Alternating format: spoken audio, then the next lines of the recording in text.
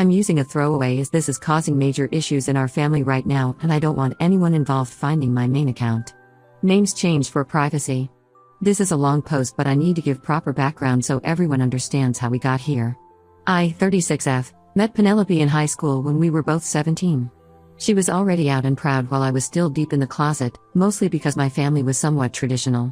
Penelope and I became close friends first, but there was always something more between us. I spent those early years struggling with my identity while watching her live her truth openly.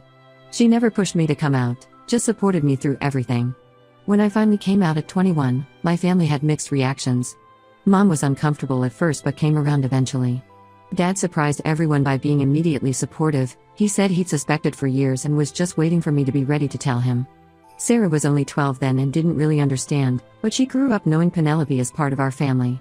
Penelope and I got married in 2019 after being together for 15 years. We wanted kids but weren't sure how to go about it until life made that decision for us in the most tragic way. Penelope's best friend Tess became pregnant in 2020. She was single and scared but determined to keep the baby. Penelope supported her through everything, went to every appointment, helped set up the nursery, was even in the delivery room when Jack was born. Tess was an amazing mom to Jack for his first year. What none of us knew was that she had an undiagnosed heart condition. In 2021, she went to sleep one night and never woke up. Penelope was the one who found them, Jack alone in his crib, crying and hungry, and Tess in her bed. I'll never forget her phone call to me that day. She was hysterical, trying to care for Jack while waiting for the paramedics. The image still haunts her. We adopted Jack as Tess had no family able to take him. Her parents had passed away years ago, and her only sister was dealing with addiction issues. We raise him as our own but keep Tess's memory alive. He has photos of her in his room and knows she's his first mommy who lives in heaven now. Now about Sarah and Steve. My sister met him at university 8 years ago. She was 19 and he was 20. From the first time we met him, something felt off. He has this way of making subtle digs at people while maintaining plausible deniability. He'll say something cruel and then claim he's just being honest or that people are too sensitive. For example, at their first family dinner with us, he commented on how Penelope and I wouldn't know what real parenting was like since we couldn't have our own kids. This was before Jack, and we were struggling with fertility decisions at the time. When Penelope got upset, he said he was just stating facts and that we were being oversensitive. My dad can't stand him.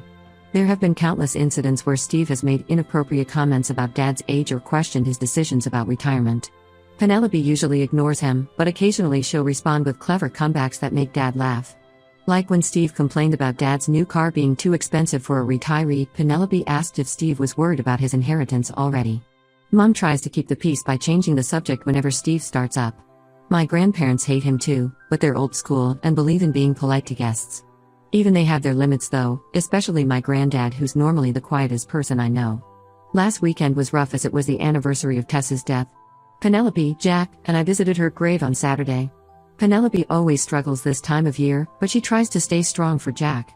She sat by the grave telling Jack stories about his first mom while I watched them from a distance, giving them space.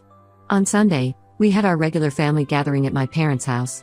These happen every few months as a way to keep everyone connected. Usually, they're pleasant enough as long as Steve behaves himself.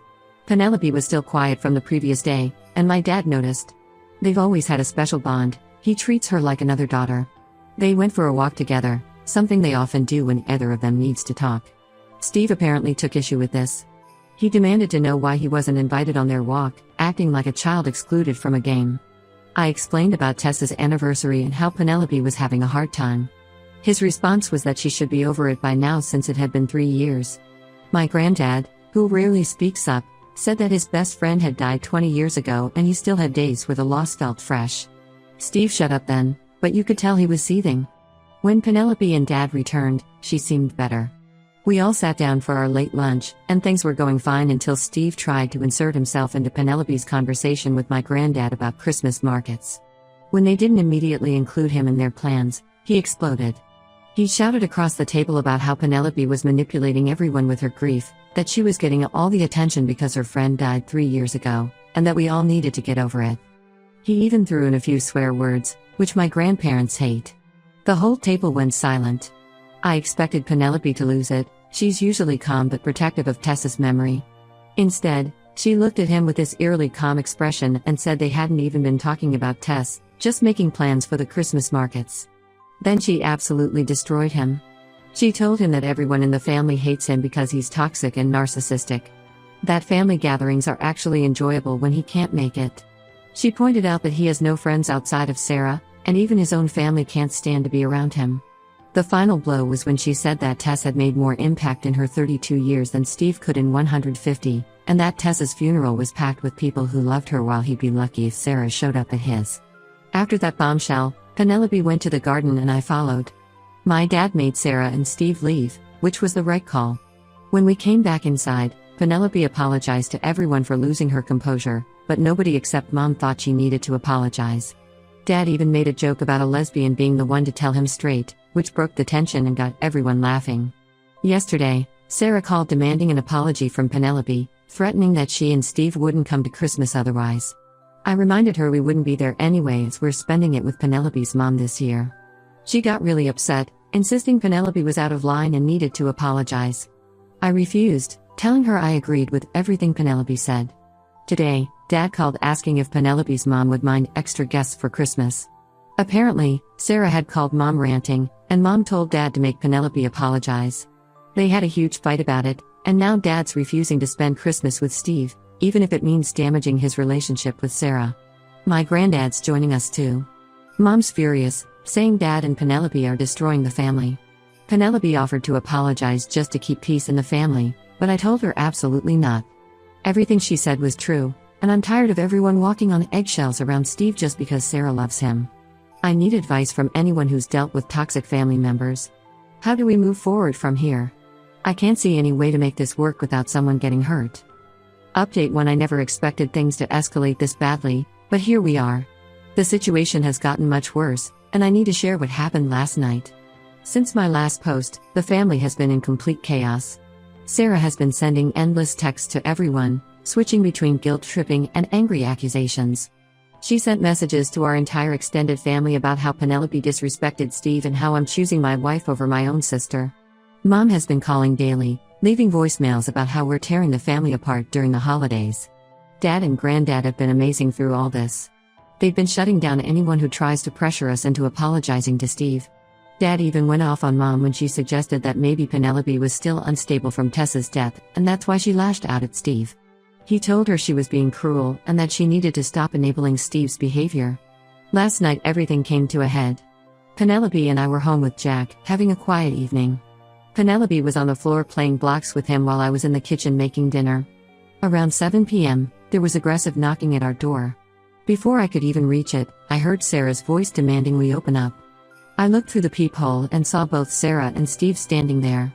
I opened the door but kept the security chain on.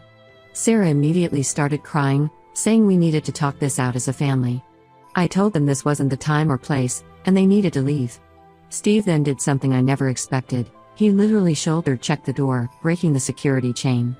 The noise scared Jack, who started crying. Penelope immediately took him upstairs to his room while I pulled out my phone to call the police. Steve barged into our living room, shouting about how Penelope had ruined everything. He was red-faced and looked like he'd been drinking. Sarah followed him in, still crying and saying we just needed to talk. I was simultaneously trying to call the police and my dad, who lives just 10 minutes away. Steve started ranting about how Penelope had humiliated him in front of everyone, how she'd turned the family against him, and how we were discriminating against him because he was straight. He threatened to sue us for defamation and said he'd make sure everyone knew what kind of person Penelope really was. The whole time, Sarah just stood there wringing her hands and occasionally saying, "Steve, please calm down," in this weak voice that made me want to shake her. This was my little sister, who used to come to me for everything, and now she was just standing there while her boyfriend terrorized my family. What really got me was when Steve started shouting up the stairs, telling Penelope to come down and face him like a real man. The blatant homophobia in his words just confirmed everything Penelope had said about him at the family gathering. I could hear Jack crying upstairs and Penelope trying to comfort him, which made me even angrier. Dad arrived before the police. The moment he walked in and saw Steve screaming up our stairs, something in him snapped. Dad might be 62, but he still goes to the gym 3 times a week. He grabbed Steve by the collar and literally dragged him out of our house. Sarah followed them, screaming at Dad to let go of Steve. The police arrived just as Steve was threatening to press charges against Dad for assault. They took statements from everyone, and when they heard how Steve had broken in and was screaming at my wife and child, they asked if we wanted to press charges. We didn't hesitate to say yes. We're filing for a restraining order first thing tomorrow. The police officer suggested we gather any previous threatening messages or emails from Steve to support our case. They also documented the damage to our door. After everyone left, Mom showed up. Instead of asking if we were Penelope or how Jack was doing, she immediately started berating us for involving the police. She said we were overreacting and that Steve was just emotional and trying to make things right. When I asked how she knew where we lived, we'd moved recently and deliberately hadn't shared our new address with Sarah, she admitted she'd given it to them. I was furious. We kept our address private specifically because of Steve, and Mom had just handed it over without our permission. When Dad found out, he lost it. He told Mom she'd betrayed our trust and put her grandchild in danger. Mom tried to defend herself, saying she was just trying to help them patch things up, but Dad wasn't having it. Now the family is completely split. Dad, Granddad, and Penelope's family are firmly on our side. Mom, Sarah, and a few of our aunts are saying we're being dramatic and should just apologize to keep the peace. They keep insisting that Steve has changed and deserves another chance, completely ignoring the fact that he just broke into our home and terrified our child. We've installed security cameras and changed all our locks. Jack is now afraid to be downstairs alone and gets scared whenever someone knocks on the door. He keeps asking if the angry man is coming back. It breaks my heart to see him like this. Penelope is blaming herself, saying if she hadn't confronted Steve at the family gathering, none of this would have happened. I keep telling her she did nothing wrong, Steve is the one who couldn't handle being called out on his behavior. Dad says the same thing, but I can see this is weighing heavily on her. I've blocked Sarah and Mom's numbers for now, and we're speaking to them only through our lawyer about the restraining order. The whole situation is a mess, and I can't believe it's gotten to this point. How did we go from a family disagreement to having to file police reports and restraining orders? I'm dreading the holidays now, even though we're spending them with Penelope's family. The whole situation just feels surreal. Update 2: I need to share some shocking developments in our family situation. What started as drama over Steve's behavior has uncovered something much darker, and now I understand why Mom was so desperate to keep Steve happy. 2 weeks ago, Dad was going through their joint accounts to prepare for tax season when he noticed large unexplained withdrawals over the past 2 years. When he confronted Mom about it, she broke down and revealed everything. She's been gambling for the past 3 years, mostly online poker and sports betting. She's deep in debt. We're talking about nearly $50,000. The worst part? Steve found out about her gambling about 2 years ago. Instead of telling anyone, he started lending her money to cover her losses. He'd give her a few thousand here and there, always making sure to document everything with promissory notes. Mom kept accepting his help, thinking she'd win it back eventually. Now he basically owns her, threatening to demand immediate repayment if she doesn't help him fix things with the family. This explains why Mom was so insistent on us apologizing to Steve, why she gave him our new address, and why she's been defending his behavior. She's terrified he'll expose her gambling or demand all the money back at once. Dad is devastated. They've been married for 40 years, and she's been lying to him for years. Sarah found out about this at the same time we did. She came to our house yesterday, alone this time, crying and apologizing. Apparently, she knew Steve was lending Mom money but thought it was for home repairs. She had no idea about the gambling or how Steve was using it as leverage. Finding out that her boyfriend was essentially blackmailing her mother has finally opened her eyes to who he really is. The restraining order was granted last month, but Steve keeps finding ways around it. He creates new email addresses to contact us, uses different phone numbers to call, and even tried to reach Penelope through her work LinkedIn profile.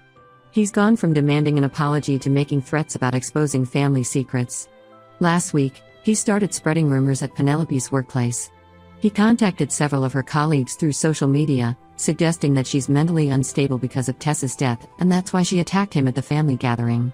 He even implied that we shouldn't have custody of Jack because of Penelope's issues. Thankfully, Penelope's boss is supportive and has documented everything for our lawyer. Dad has moved in with us temporarily. He can't stand being in the house with Mom knowing she's been lying to him for years. He's talking about divorce, something I never thought I'd hear from my parents. The gambling and lies are bad enough, but giving Steve ammunition to use against the family was the final straw for him. Granddad has been our rock through all of this. He comes over almost every day to spend time with Jack, taking him to the park or reading stories.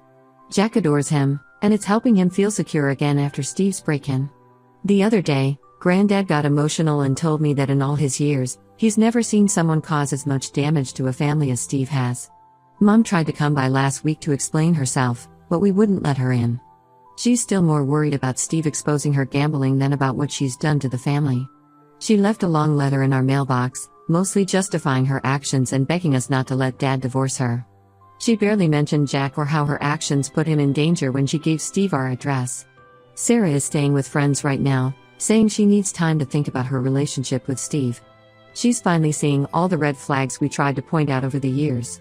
The way he isolated her from her friends, how he always needed to be the center of attention, how he used information as leverage against people. I feel like I'm watching my family implode, but at the same time, I'm relieved that the truth is finally coming out. All those years of Steve's toxic behavior, and it turns out he was even worse than we thought. He wasn't just a rude, attention-seeking bully, he was actively manipulating and blackmailing our mother. Penelope is handling everything with incredible grace, but I know this is hard on her. The stuff Steve's saying about her mental health and Tess is particularly cruel. She's started documenting everything in case we need to take legal action beyond the restraining order. Dad's meeting with a divorce lawyer next week. He says he can forgive the gambling, but he can't forgive Mom choosing to protect Steve over her own grandchild's safety. I never thought our family would end up like this, but I guess you never really know what people are capable of until they show you. Update 3. This will be my final update on the situation. A lot has happened in the past 3 months, and I think it's time to share how everything turned out. Dad went through with the divorce after discovering Mom had taken out several loans in his name to cover her gambling debts. She'd forged his signature on loan documents, which made his decision final. The divorce proceedings revealed she owes over $80,000 to various lenders, including $15,000 to Steve. Dad had to refinance their house to pay off the loans in his name, but he's done supporting her financially. Sarah finally left Steve last month. The breaking point came when she found emails between him and Mom where he'd explicitly threatened to ruin our family if Mom didn't help him get back into everyone's good graces. He'd been documenting everything for years, keeping evidence of Mom's gambling and loans as insurance. Sarah said reading those emails made her physically sick. She couldn't believe she'd wasted 8 years with someone so manipulative. Steve didn't take the breakup well.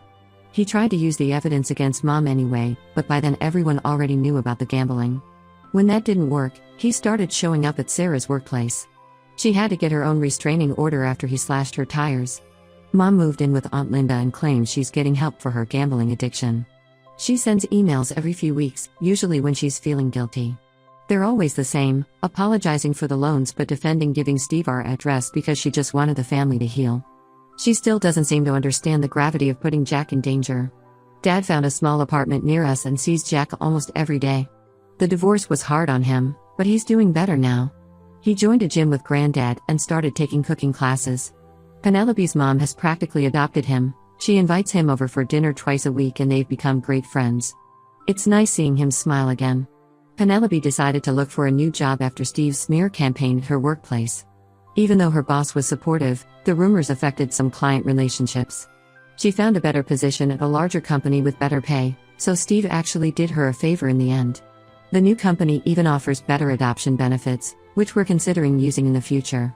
Jack is doing much better after 6 months of play therapy. He's not afraid of visitors anymore, though he still prefers when people call before coming over. He asks about Mom sometimes, but he's happy spending time with Penelope's mom and dad. Granddad is still his favorite person. They have a standing date every Saturday morning for pancakes and cartoons. We've maintained no contact with Mom and blocked anyone who tried to defend Steve's actions or pressure us into reconciling. Some family members think we're being too harsh, but they weren't there when Steve broke down our door and terrified our son. They didn't see how Mom chose protecting Steve over Jack's safety. Sarah is in therapy now and has apologized to Penelope multiple times. We're cautiously rebuilding our relationship with her, but it's going to take time. She's focusing on herself right now, got a promotion at work and started taking classes to finish her degree. Sometimes I feel sad about how everything turned out, especially for my parents. 40 years of marriage ended because Mom couldn't admit she needed help. But I know we made the right choice standing our ground. Our family is smaller now, but it's stronger and healthier without the toxic influences. Steve still tries to contact us occasionally through new numbers or emails, but we document everything and forward it to our lawyer without responding. The latest we heard, he moved back in with his parents in another state. Good riddance. Penelope and I are focusing on our future now. We're considering adopting another child once Jack is a bit older. After everything that's happened, we've learned that family isn't about blood or obligation, it's about choosing to love and protect each other, no matter what.